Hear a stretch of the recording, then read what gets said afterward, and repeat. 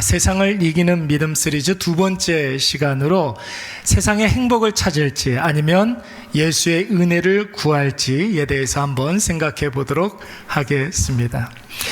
여러분, 한번 설교를 시작하기 전에 여러분들에게 한번 질문해 보도록 하겠습니다. 여러분, 살면서 언제 행복을 느끼십니까?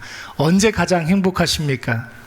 어떤 분들은 아무 근심 걱정 없이 내가 하고 싶은 일들을 마음 편하게 할 때 그때 행복을 좀 느낍니다, 이렇게 생각하시는 분들도 있고, 어떤 분들은 할 일 다 마치고 난 다음에 아무것도 안 하고 편하게 쉴 때 그때 행복을 느끼시는 분들이 있습니다.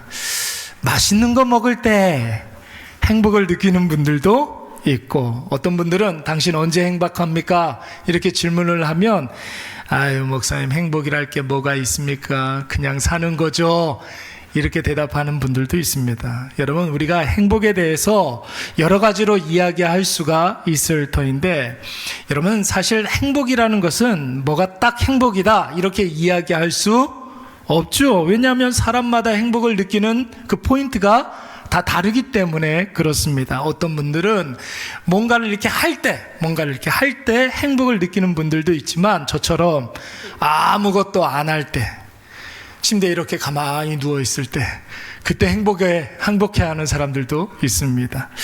여러분, 우리가 사는 이 세상은 굉장히 다양하기 때문에 행복을 느끼는 지점이 다 다를 수가 있지만, 여러분, 우리가 묵상하고 있는 이 베드로 전후서가 쓰여질 당시에 1세기 당시의 사람들은 굉장히 좀 단순했습니다. 우리는 이것도 행복이고 저것도 행복이고 다양하게 이야기할 수 있지만, 여러분, 1세기 당시의 사람들은 좀 단순했어요. 뭐가 행복이냐 물어보면 누군가가 나를 괴롭히지 않으면 나는 행복할 것 같습니다, 이렇게 대답하는 시대였습니다. 왜냐하면 그때 당시에는 로마가 전 세계를 힘으로, 무력으로 다스렸던 때라 일반인들도 물리적인 힘에 의해서 압제당하는 것이 일상이었습니다. 그래서 힘 가진 1%의 사람들에게 거의 대부분의 사람들이 자유를 박탈당하고 가진 것을 다 빼앗기고 억울하게 목숨을 잃는 일들이 다반사였어요. 그게 비일비재했습니다. 여러분 보세요. 그렇다면 일반 사람들도 그렇게 핍박을 당하는 그런 시대였다고 한다면 예수 믿는 크리스찬들은 오죽했겠습니까? 당시의 크리스천들은 힘없는 일반 사람들 중에서도 가장 최약체였기 때문에, 여러분, 그때 당시의 그리스도인들에게는 그 어떤 보호장치도, 그 어떤 비빌 언덕도 없었습니다. 그래서 여러분, 로마 황제 네로가 정치적으로 수세에 몰렸을 때, 그리고 자신의 실종으로 인해서 여론의 비난이 빗발칠 때에 프레임을 좀 이렇게 전환시키기 위해서 여러분 뭘 유포했을까요? 요즘도 그런 일들이 굉장히 많이 있는데, 국면을 전환시키기 위해서, 프레임을 전환시키기 위해서 가짜 뉴스를 유포하기 시작했던 것입니다. 예수 믿는 사람들이 쿠데타를 준비하다가 적발됐다, 뭐 이런 가짜 뉴스들. 또 예수 믿는 사람들이 로마 사람들이 먹는 물에 독을 탔다, 뭐 이런 이야기를 유포하기 시작하는 거예요. 로마에서 일어나고 있는 모든 폭동들 뒤에는 예수 믿는 사람들이 있다. 심지어는 네로가, 여러분, 로마 시내에다가 자기 시 한 편 짓겠다고 뭐 했어요? 불을 질렀잖아요. 그리고 난 다음에 그 뒷감당을 못하니까 예수 믿는 사람들이 로마 시내에다가 불을 냈다, 이렇게 가짜 뉴스를 유포하기 시작하고, 그러면서 대대적인 예수 믿는 사람들, 흔히 말해서 예수쟁이 사냥에 나서기 시작했던 것입니다. 그래서 당시에 예수 믿는 사람들은 로마의 검거 대상 제1순위였기 때문에, 여러분, 때려도 괜찮은 사람들이었어요. 예수 믿는 사람들은 예수 믿는다 하면은 등쳐먹어도 사기쳐먹어도 괜찮은 사람들이었고, 심지어는 죽여도 상관없는 사람들이 바로 예수 믿는 사람들이었습니다. 그렇다면 여러분, 우리가 생각하기를 그렇게 생각할 수 있잖아요. 아니, 그렇게 억울하게 핍박받을 바에 야, 예수 버리는 것이 낫지 않겠느냐, 우리 이렇게 이야기할 수 있지 않습니까? 복받기 위해서, 우리가 행복하기 위해서 예수 믿는 건데, 아니 도대체 그렇게 손해를 보고 억울해지면 왜 예수를 믿는 거야? 뭐 이렇게 이야기할 수 있단 말이죠. 그러나 여러분 꼭 기억하시기 바랍니다. 예수 믿는 것의 목적은 세상이 아니라는 거예요. 예수 믿는 목적은 세상에서 우리가 잘 먹고 잘 살기 위해서 예수 믿는 것이 아니라는 것입니다. 세상은 여러분, 우리가 아무리 노력을 하고 최선을 다해도 절대로 좋은 것을 주지 않아요. 사람들은 노력하면 노력한 것만큼의 대가가 있다라고 생각하는데, 세상은 그런 것이 아니에요. 최선을 다하면 최선을 다하는 것만큼의 결과가 있다. 여러분들 지나왔던 여러분의 인생을 뒤돌아보시기 바랍니다. 최선을 다하지 않은 사람 누가 있어요? 노력하지 않은 사람 누가 있습니까? 그런데 여러분, 세상은 계속해서 우리에게 노력한 것 이하의 것을, 그리고 여러분, 우리에게 뭔가가 주어진다면, 좋은 것을 줬다고 한다면 그것은 여러분 틀림없어요. 미끼예요, 미끼. 우리를 잡아먹기 위한 미끼입니다. 여러분, 우리가 예수를 믿는 목적은 세상에서 잘 먹고 잘 살기 위해서 예수 믿는 것이 아니라, 죄 많은 세상에 소망을 두지 아니하고 세상보다 더 나은 것을 추구하기 때문에 예수 그리스도를 믿는 줄로 믿습니다. 그게 뭐예요? 세상보다 더 나은 것, 세상보다 더 귀한 것, 세상보다 더 큰 것. 그게 무엇입니까? 바로 하나님이죠. 하나님이 나를 만드셨잖아요. 하나님이 나의 모든 것을 주관하시기 때문에 우리가 하나님 앞에 조금 더 가까이 나아가기 위해서, 하나님과 끊어졌던 그 관계를 복원하기 위해서 우리가 예수 그리스도를 믿는 것입니다. 하나님이 인간에게 있어서 절대적인 목적이고, 하나님이 인간의 행복의 근원이 되어 주시기 때문에 우리가 예수 그리스도를 믿어서 그 하나님 앞에 더 가까이 가고자 하는 것입니다. 여러분, 하나님이 우리의 인생의 유일한 목적인 줄로 믿습니다. 우리의 인생의 목적이 뭐라고요? 전능하신 하나님, 살아계신 하나님, 우리의 아버지 되신 하나님이라는 거예요.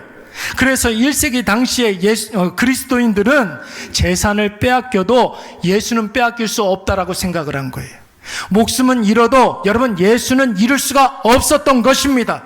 예수만 있으면 그 예수를 통해서 하나님이 나의 하나님이 되기 때문에, 여러분, 그러면 세상보다 더 큰 것을 하나님께서 나에게 주시고 세상보다 더 복된 것을 주시기 때문에 예수 그리스도만 믿을 수 있다면 괜찮은 거예요. 예수 그리스도만 나에게 있다고 한다면 세상 사람들 다 몰라줘도, 내 가진 거 재산이 얼마 되지 않아도, 세상에서 우리가 억울한 일을 당해도 여러분 괜찮은 줄로 믿습니다. 사도 베드로가 오늘 이것을 우리에게 이야기하고 있는 것이죠. 우리 21절 말씀 다 같이 한번 읽어보도록 하겠습니다. 시작. 너희는 그를 죽은 자 가운데서 살리시고 영광을 주신 하나님을 그리스도로 말미암아 믿는 자니 너희 믿음과 소망이 하나님께 있게 하셨느니라. 아멘. 여러분, 우리의 믿음과 소망이 누구에게 있다고요? 하나님께 우리의 믿음과 소망과 기대할 것과 우리의 인생의 목적과 행복이 하나님께 있다고 하고 있습니다. 하나님이 우리에게 믿음과 소망이 되시기 위해서 여러분, 누구를 죽은 자 가운데 살리시고 영광을 주셨다고 그랬습니까? 예수 그리스도께. 그렇기 때문에 우리가 예수 그리스도를 믿어 하나님 앞에 더 가까이 나아갈 수가 있는 것이죠. 누구든지 예수 그리스도를 믿는 자는 하나님을 소유하게 되고 하나님의 구원을 누리게 되는 줄로 믿습니다. 누구든지 예수 그리스도를 믿는 자들은 하나님의 자녀가 되는 권세를 누리게 될 줄로 믿습니다. 사랑하는 여러분, 오늘 우리가 이 사실을 믿어야 하는 거예요. 우리가 예수 그리스도를 믿는 것은 세상에 흔하디 흔한 종교 하나를 갖는 것이 아닙니다. 여러분, 우리가 믿는 예수님은 종교가 아니라고 그랬어요. 종교가 아니라 생명 그 자체인 줄로 믿습니다.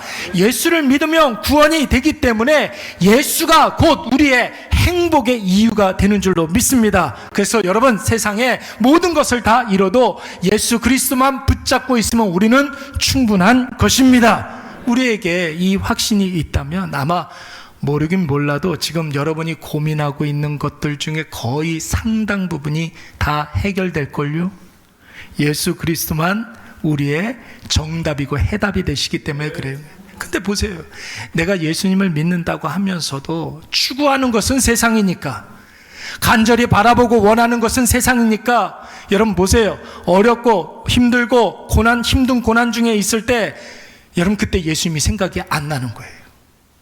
내가 예수님을 믿는다고 하면서도, 교회는 다니면서도 살아가면서 어려움이 생길 때가 있잖아요. 그때 예수 그리스도가 생각이 안 나면 우리는 추구하는 바가, 우리가 행복을 구하는 데가 하나님이 아니라 세상에서 엉뚱한 것을 구하고 있다는 증거가 되는 것입니다. 고난이 왔어요.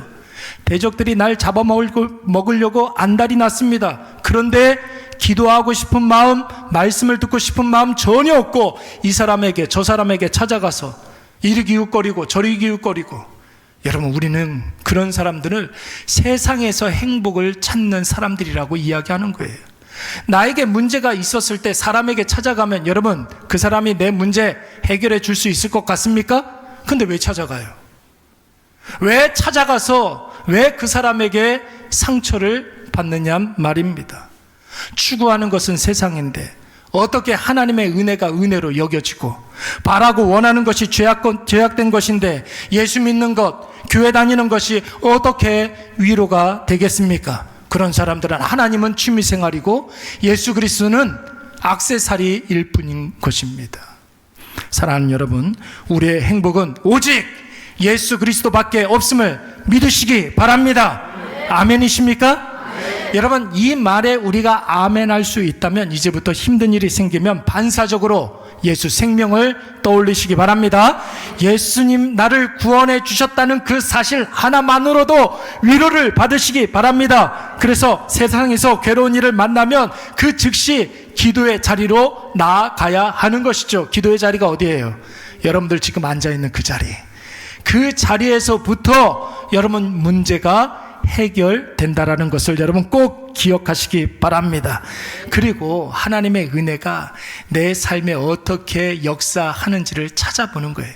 기도하면 내가 기도했던 것들이 어떻게 응답되는지를 찾는 거예요. 그러면 여러분 반드시 그 은혜가 선명하게 보이게 될 줄로 믿습니다. 틀림없이 보여요. 찾으면 보여요. 내가 기도했던 것이 어떻게 응답되는지 그것을 찾으면 하나님께서 반드시 보여주십니다. 은혜를 찾고 감격하는 그 재미에 빠져 있으면 여러분 나를 힘들게 하고 나를 괴로운 일들에 빠지게 했던 그 문제가 여러분 전혀 보이지가 않아요. 잊어먹게 돼요. 내가 기도하고 난 다음에 내 기도가 어떻게 응답되는지 그것을 찾으면 여러분 참 희한해요. 이때까지 나를 힘들게 했던 그 문제가 하나도 생각이 안 나요. 하나도 생각이 나지 않는다라는 것은 여러분 문제가 되지 않는다는 뜻이에요. 그러면 나도 모르는 사이에 어느샌가 그 문제가 풀려 있어요. 여러분 이 신비로운 놀라운 역사를 체험하시기 바랍니다. 문제를 만나면 어떻게 하라고 그랬어요? 여러분들 지금 앉아있는 그 자리로 나와서 기도하라고 그랬어요. 기도하고 난 다음에 뭐 하라고 그랬습니까? 내가 기도했던 것이 어떻게 응답되는지 찾으라고 그랬습니다. 그러면 보인다고요. 그게 얼마나 재밌는지 알아요? 그거 기가 막히게 재밌어요. 야, 이거 진짜 재밌는데 얼굴 표정들이 왜 그러시지? 와, 그러면 나를 힘들게 했던 그 문제가 하나도 생각나지 않는다라는 거예요. 근데 여러분 사실 아무에게 다 이런 복이 임하는 게 아니죠. 아무에게나 이런 복이 임하는 게 아니에요. 우리 13절 말씀, 어떤 사람에게 이런 복이 임하는지 다 같이 13절 말씀 읽습니다. 시작. 그러므로 너희 마음의 허리를 동이고 근신하여 예수 그리스도께서 나타나실 때에 너희에게 가져다 주실 은혜를 온전히 바랄지어다. 아멘. 여러분, 어떤 사람에게 예수가 위로가 되고 하나님이 소망이 됩니까? 뭐라고 그랬어요? 마음의 허리를 동이고 근신하는 사람에게. 또 예수 그리스도께서 주실 무엇을 온전히 바라보는 사람? 은혜를 온전히 바라보는 사람에게. 마음의 허리를 동이고 근신하여 예수님께서 나에게 주실 그 은혜를 온전히 바라는 사람들, 기다리는 사람들에게 하나님의 은혜가 선명해지고 그 은혜가 내 모든 문제를 해결되는 것을 체험케 해 주시겠다고 말씀하고 있는 거예요. 여러분, 허리를 동인다라는 표현은 무슨 뜻이냐면 여행 갈 준비를 한다라는 거예요. 여러분, 캐리어 꺼내가지고 캐리어에다가 여행 갈 준비를 한다는 그런 뜻입니다. 여러분, 이 말씀이 어디에 나오는 말씀이냐면 옛날에 이스라엘 백성들이 출애굽할 때 어떻게 했습니까? 허리를 동이고 지팡이를 짚고 무교병을 급하게 먹고 출애굽하라고 그랬잖아요. 그러니까 여러분, 오늘 마음의 허리를 동인다라는 말은 무슨 뜻이냐면 우리의 마음이 있던 곳에서 떠나야 된다라는 거예요. 우리의 마음이 있던 것이 어디예요? 예수 믿기 전에 우리의 마음이 있던 것이 어딥니까? 세상이잖아요. 세상에 있던 그 마음에 허리를 동이고 어떻게 하라고요? 떠나라는 거예요. 떠나라는 거예요. 마음을 떠나라. 여러분, 어디에서? 세상에서 좀 더 편하고 싶은 그런 마음에서, 좀 더 높아지고자 하는 그런 마음에서, 좀 더 많이 누리고자 하는 그런 마음에서 어떻게 하라고요? 떠나라. 또 근신하라 이렇게 이야기하지 않습니까? 여러분, 이 말은 무슨 뜻이냐면 흐리멍텅하게 있지 말고 정신 바짝 차리고 있어, 이런 뜻이에요. 여러분, 재밌는 것은 이 근신하라라는 말이 무슨 뜻이냐면 그때 당시에는 여러분 술 취해 있는 사람들이 굉장히 많이 있었던 것 같아요. 무슨 뜻이냐면 술 취해 비틀거리지 말고 제대로 좀 서 있어봐, 이런 뜻이에요.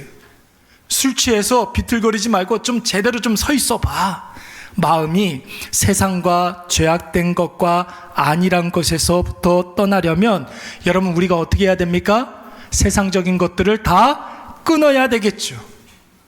여러분, 내가 생명처럼 붙잡고 있는 세상과 죄악된 것을 좀 놓으라는 것입니다. 그래야 예수님이 주시는 진짜 좋은 것을 받게 될 줄로 믿습니다. 하늘의 신령한 은혜를 받으려면 여러분, 그 은혜를 받기 위한 그릇을 준비해야 되는 것 아니겠습니까? 내 마음에 담고 있는 세상적인 모든 것들 다 덜어내고 깨끗이 설거지해야 여러분 거기에 새로운 하나님의 은혜를 받을 수가 있는 거예요. 사실 여러분, 우리의 문제는 무엇이냐면 예수를 안 믿는다는 것도 문제예요. 그래요, 맞아요. 예수님을 안 믿는다는 것도 문제이지만 여러분, 그보다 더 큰 문제는 무엇이냐면 내가 세상에서 붙잡고 있는 것이 옳다, 그렇게 생각하는 게 더 큰 문제라는 거예요. 내가 세상에서 하고 있는 그 모든 것들, 내가 세상에서 붙잡고 있는 것이 옳다, 그것이 맞다라고 생각하는 것이 문제. 그것 때문에 예수님을 믿지 못하는 것입니다. 여러분, 죄송하지만 여러분 지금 행복해하는 그것이 예수님이 아니라면 여러분의 행복이 여러분을 가장 불행하게 만들 거예요. 틀림없어요. 한번 여쭙겠습니다.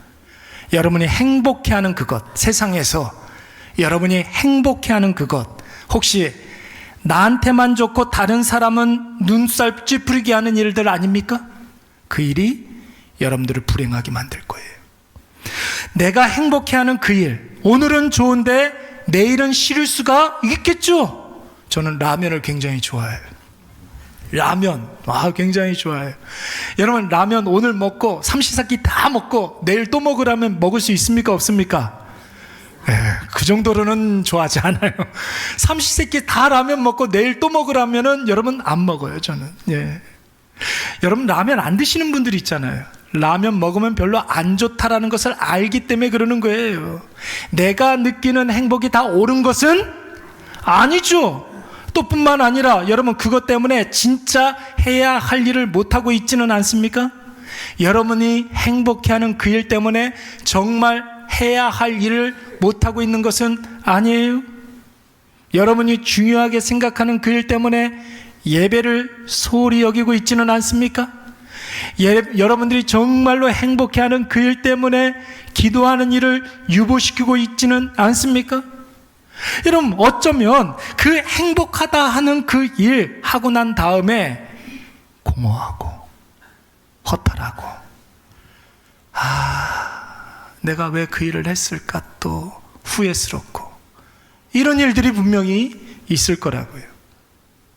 이스라엘에 여러분 사사시대가 있었어요. 사사시대가 있었습니다. 오니엘부터 사무엘까지 13명의 사사가 있었는데 12번째 사사가 누구일까요? 여기 삼손. 네, 삼손이 있어요. 예, 저는 삼원, 얘는 삼손. 여러분, 그렇다면 여러분, 삼손은 하나님의 사람이에요? 사사가 뭐냐면 하나님이 권한을 위임해가지고 이스라엘을 대리로 다스리게 할 수 있는 그런 권한을 준 사람이에요. 하나님의 사람. 그러면 여러분, 이 삼손이 가장 행복할 때는 언제가 되어야 하냐면 하나님께 쓰임받을 때가 가장 행복해야만 한단 말이에요. 그렇죠? 그런데 이 삼손은 하나님께 쓰임받는 것보다 더 행복한 것이 있었어요. 그게 뭐였을까요? 더 행복해하는 것이 있어요. 그게 뭐냐면 블레셋 여인이었어요. 그냥 여자가 아니라 블레셋 출신의 여인들을 굉장히 좋아했습니다. 여러분, 한번 물어볼까요? 여러분, 무슬림 여자들 있잖아요. 오늘날에도 이 무슬림 여인들이 있는데 왜 얼굴을 가리고 다니는지 아십니까? 이렇게 얼굴 가리고 다니잖아요. 예. 뭐 아프가니스탄 같은 경우에 이렇게 보면 나라마다 얼굴 가리는 게 많이 다른데, 뭐 어떤 나라는 요만큼만 가리는 데도 있고 어떤 데는 막 이렇게 머리만 가리는 데도 있고. 근데 아프가니스탄 같은 경우에는 머리끝에서부터 발끝까지 다 까만색으로 가려버리더라고요. 여기에 이제 눈 있는 데만 망사로 이렇게 해가지고 앞에만 볼 수 있도록 그렇게 하는데, 왜 그런다고 생각을 하세요? 너무 이뻐서예요. 너무 이뻐서. 예. 여러분, 한번 보세요. 국제공항 같은데, 저기 외국의 국제공항 이렇게 갔는데 이렇게 보다가 이게 얼굴에 뭐 이렇게 쓰고 다니시는 무슬림 여인들이 이렇게 보시면은 뭐 이렇게 먹을 때는 이거 좀 이렇게 벗거든요. 그때 이렇게 보면 진짜 이뻐요. 세상에서 두 번째로 이뻐요. 첫 번째는 누군지 얘기는 안 하겠습니다. 예, 말을 잘해야 돼요. 예. 특히 여러분, 이스라엘 옆에 이렇게 있는 팔레스틴 지방 있잖아요. 지금도 분쟁하고 있는데 그 팔레스틴 여인들은 여러분 기가 막히게 미인들이 많아요. 예. 그래서 남자들이 그 얼굴 드러내지 못하게 하기 위해서 얼굴을 가리는 거예요. 빼앗길까봐, 누가 훔쳐갈까봐. 지금도 여기 이렇게 얼굴 가려야 될 분들이 몇 분 계시는 것 같아요. 팔레스틴이 어디예요? 성경에 나오는 블레셋의 후손들이에요. 발음이 비슷하지 않습니까? 그렇죠? 그래서 여러분, 이 삼손은 블레셋 출신의 여인들을 그렇게 좋아했습니다. 그래서 딥나의 블레셋 여인, 가사의 창녀. 가사도 여러분 블레셋의 한 지방이에요. 소렉골짜기에 여러분 잘 아는 드릴라. 번번이 속고 매번 낭패를 당하는데도 정신 차리지 못하고 여자 치마 폭에서 놀아나다가 결국 어떻게 됐어요? 눈 다 뽑히는 그런 비참한 현실을 맞이하게 됩니다. 여러분, 이 삼손에게 필요한 것이 무엇이었겠습니까? 마음의 허리를 동이고 근신하는 일들이 필요했던 것이죠. 그래야 삼손이 하나님께 쓰임을 받을 수 있는 행복을 누릴 수 있게 되는 것입니다. 삼손 이야기했으니까 이번엔 사울에 대해서 이야기 한번 해보겠습니다. 사울은 여러분, 사울왕은 누구예요? 이스라엘의 초대 왕입니다. 여러분, 하나님이 이스라엘의 초대 왕, 인간왕으로 사울을 이렇게 삼아주셨다는 것은 여러분, 그때 당시에 사울만한 사람이 있었다 없었다? 사울만한 사람이 없었다라는 것이죠. 여러분, 그 사울은, 초창기의 사울은 양 한 마리라도 얼마나 아끼고 소중히 여기는 그런 사람인지 몰라요. 성실한 사람이었어요. 아버지에 대한 효심도 얼마나 깊었는지 모릅니다. 심지어 내가 왕이다 이렇게 자기 자신을 높이는 사람이 아니었습니다. 겸손한 사람이었어요. 그런데 여러분, 이 사울이 어느 날 뭘 잘못 먹었는지 집착하면 안 되는 것을 집착하기 시작했습니다. 그게 뭐예요? 삼손은 여자였는데 사울은 자기 자신에게 집착하기 시작하는 거예요. 사람들 앞에서 자꾸만 인정받고 싶어하고, 자꾸만 높아지고 싶어하고, 인기, 명예, 권력, 높아짐 이런 것에 집착하다가 여러분, 결국 이 사울이 어디에 사로잡히게 됩니까? 악령에 사로잡히게 되는 거예요. 집착하면 안 되는 세상 것에 집착하다가 결국 미쳐버리게 되는 것이죠. 여러분, 이 사울에게 가장 필요한 것이 무엇입니까? 마음의 허리를 동이고 근신하는 것, 세상에서 그 마음을 빨리 떠나게 하는 것, 그래야 세상 것에서부터 떠나서 철저히 회개하여 하나님께서 주시는 그 놀라운 행복을 받을 수가 있는 것이죠. 오늘 혹시 우리도 삼손처럼, 사울처럼 교회는 다니지만, 주일날 예배는 드리지만 하나님 아닌 것을 붙잡고 있지는 않습니까? 예수의 은혜가 아닌 세상 것을 붙잡고 행복해하고 있지는 않습니까? 성경은 그런 모든 것들을 여러분 보시면 14절 말씀에 뭐라고 그랬냐면 사욕이라고 그랬어요. 사욕, evil desire. 뭐예요? 입을 뒤집어 쓰자 이런 말이 아니에요. 뭐예요? 입을, 악독한 것이 바라는 것. 내가 세상에서 붙잡고 있는 모든 것들은 evil desire라는 거예요. 악독한 것이 바라는 것. 마귀가 우리에게 바라고 원하는 것이 무엇이겠습니까? 다른 게 없어요, 여러분. 악한 사단 마귀는 딱 한 가지만 원해요. 그게 뭐예요? 하나님과 내가 멀어지는 것, 끊어지는 건 못해요. 멀어지게 하는 것. 그게 사단이 하는 일이에요.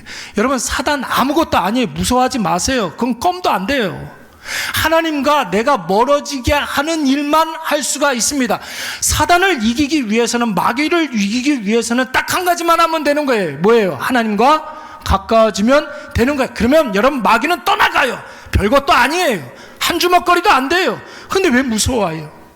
아무리 유혹을 하고 아무리 위협을 해도 우리가 하나님과 가까이 딱 붙어 있으면 절대로 사단은 우리를 어떻게 할 수가 없습니다.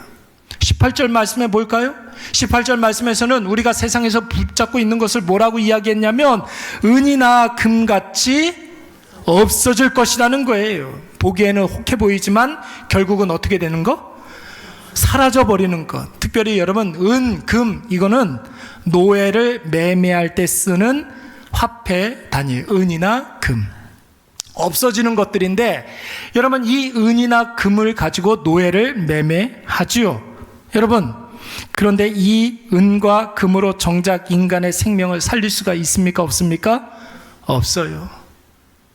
은이나 금으로 노예는 살 수가 있어요. 마귀의 노예는 살 수가 있어요.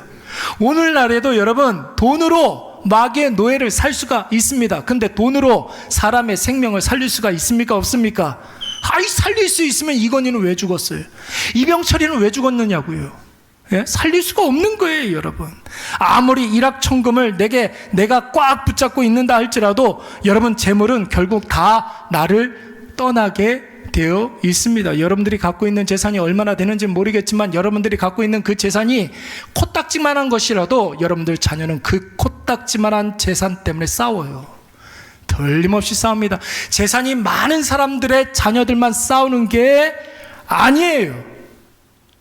여러분들이 갖고 있는, 여러분의 이름으로 되어 있는 그 재산 때문에 여러분들이 죽으면 반드시 자녀들은 서로 섭섭해하게 됩니다. 그래서 저희 어머니 아버지는 집 하나 갖고 있는데 그거 은행에 맡기고 은행에서 용돈 타서 쓰십니다. 물려주지 않으려고. 여러분, 그렇습니다. 재물은 다 떠나가게 되어 있어요. 그렇잖아요. 여러분들의 월급도 통장에 이렇게 찍히는 그 순간, 그날 다 오늘 밤에도 통장에 내 월급이 스치우는구나. 스쳐가잖아요. 우리는 다 하나님 은혜의 통로라며요. 내 통장도 다 월급의 통로가 되는 거지. 다 떠나가게 되는 거 아닙니까? 여러분, 내가 행복으로 붙잡아야 할 것은 여러분 변하지 않는 무궁한 것이어야 됩니다. 그게 진짜예요. 한계가 없는 영원한 것이 되어야 합니다. 부족한 것이 없이 충만한 것이 되어야 하고 틀림없는 확실한 것이 되어야 할 줄로 믿습니다. 여러분, 그런 게 이 세상에 있어요, 없어요? 이 세상에 그런 게 있습니까, 없습니까? 없어요, 여러분. 그러나 하나님이 우리에게 그것을 허락해 주셨습니다. 그분이 누구예요? 예수 그리스도. 우리 19절과 20절 말씀 다 같이 한번 읽어보도록 하겠습니다. 시작. 오직 흠없고 점없는 어린 양 같은 그리스도의 보배로운 피로 된 것이니라. 그는 창세 전부터 미리 알리신 바 되시니나 이 말세에 너희를 위하여 나타내신 바 되었으니. 아멘. 어제 제가 주일 설교를 이렇게 준비하고 있는데, 제가 항상 토요일 날은 주일 설교 준비하는 날이거든요. 근데 어저께는 조금 일찍 좀 설교 준비를 시작하자 이렇게 좀 생각하고 6시부터 이제 나와가지고 설교 준비를 하고 있었어요. 그런데 그런 날이 있어요. 설교가 꽉 막혀가지고 여러분 한 문장도 앞으로 나아가지 못하는 그런 때였던 거예요. 제가 6시부터 이렇게 앉아서 묵상하고 하나님 말씀을, 성경을 계속 이렇게 째려보고, 그런데도 하나님이 마음에 이렇게 감동을 주시지 않고 답답함만 있게 하시는 거예요. 6시서부터 11시까지, 오전 11시까지 헤맸어요. 무려 5시간을 아무것도 못하고 그냥 서성거리기만 했습니다. 그래서 제가 이래서는 좀 안 되겠다 싶어가지고 기도하는 자리에 와가지고 간절히 은혜를 구했어요. 하나님, 은혜를 부어주시옵소서. 하나님, 저 불쌍히 여겨주시옵소서. 은혜를 좀 주시옵소서. 말씀을 허락하여 주시옵소서. 기도했어요. 기도 다 하고 난 다음에 목이 너무 말라가지고 저희 정숙이 가가지고 물 한 잔 먹으려고 이렇게 물 뜨고 있는데 누가 쑥 들어오는 거예요. 한 중년쯤 되시는 남자분이 들어오는 거예요. 피부과에 왔다가 문이 열려있는 그런 교회라고 해서 한번 들어와 보셨다는 거예요.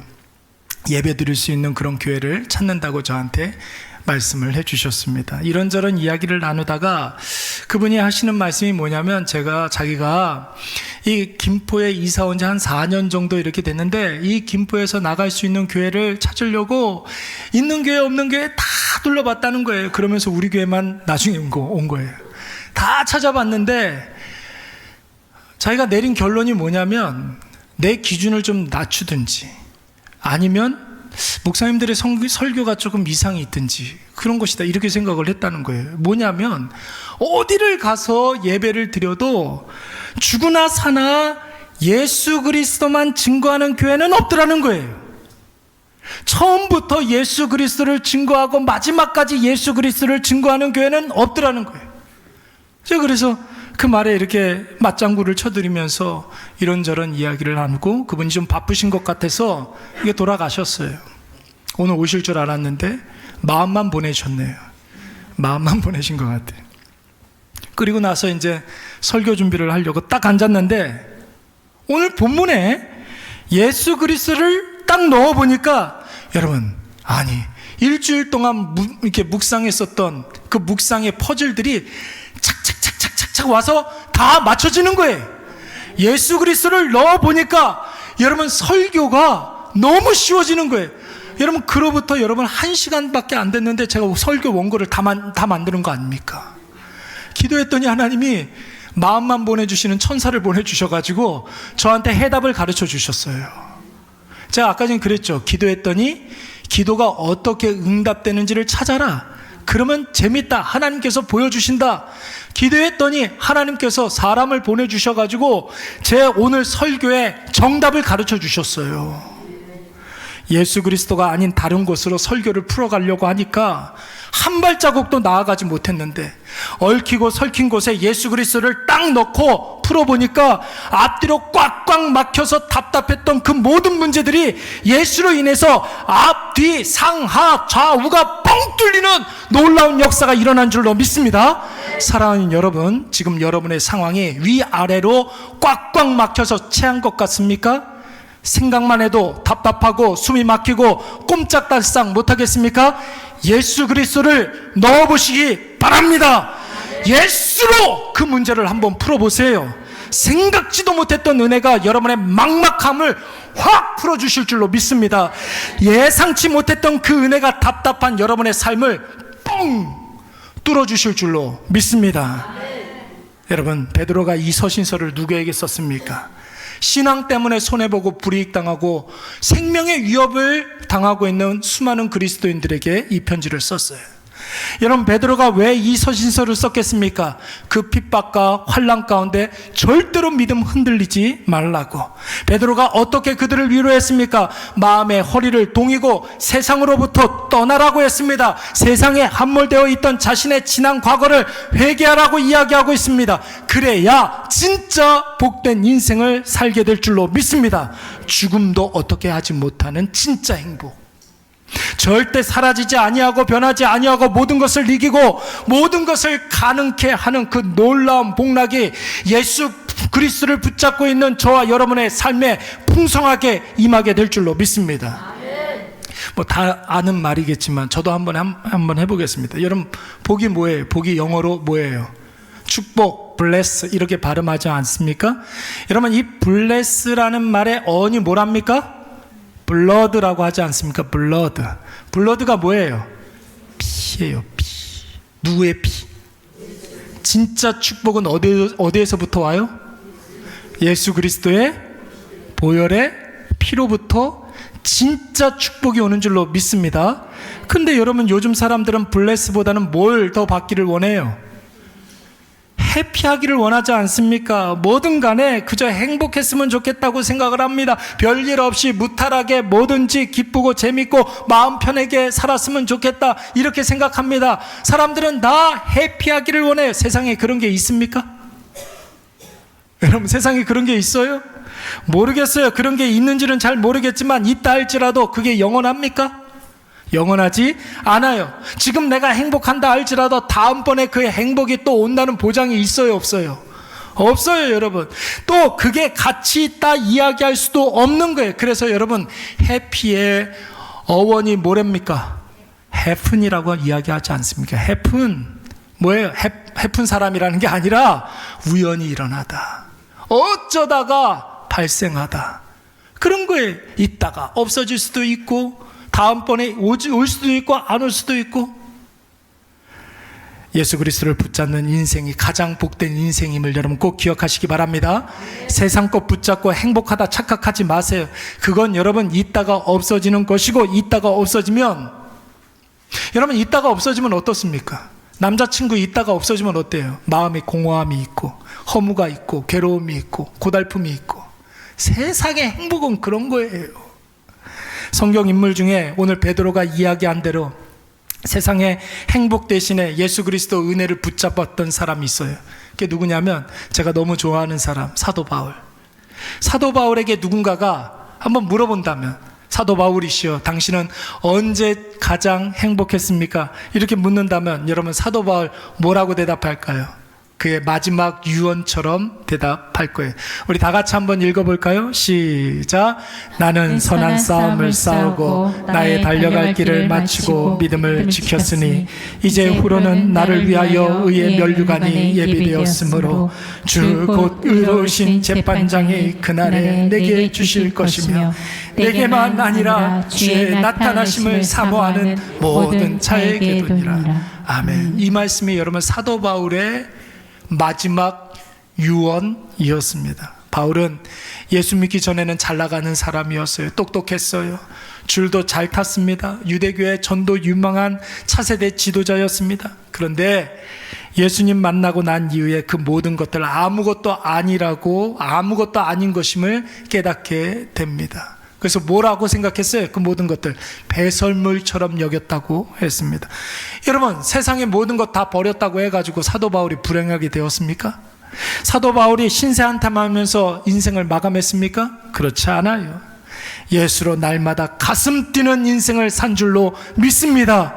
복음으로 말미암아 날마다 설레는 인생, 예수 은혜로 말미암아 날마다 행복한 인생을 산 줄로 믿습니다. 사랑하는 여러분, 세상 붙잡고 행복하다 착각하지 마세요. 세상 붙잡고 여러분 내가 안전하다, 행복하다, 기분 좋다 생각하지 마세요. 세상 때문에 하나님을 삭제하는 어리석음에 빠지지 마시기 바랍니다. 그것은 다 마귀와 같아지는 거예요. 마귀가 여러분을 은과 금으로 사서 자기의 노예로 삼은 것입니다. 오직 예수 그리스도만이 변하지 않는 복락인 줄로 믿습니다. 영원한 복, 무궁한 복, 충만한 은혜, 이것을 꼭 기억하셔서 오늘도 예수 그리스도로 말미암아 하나님이 주시는 참된 복락을 누리시는 저와 여러분이 되시기를 간절히 축원합니다. 우리 다 자리에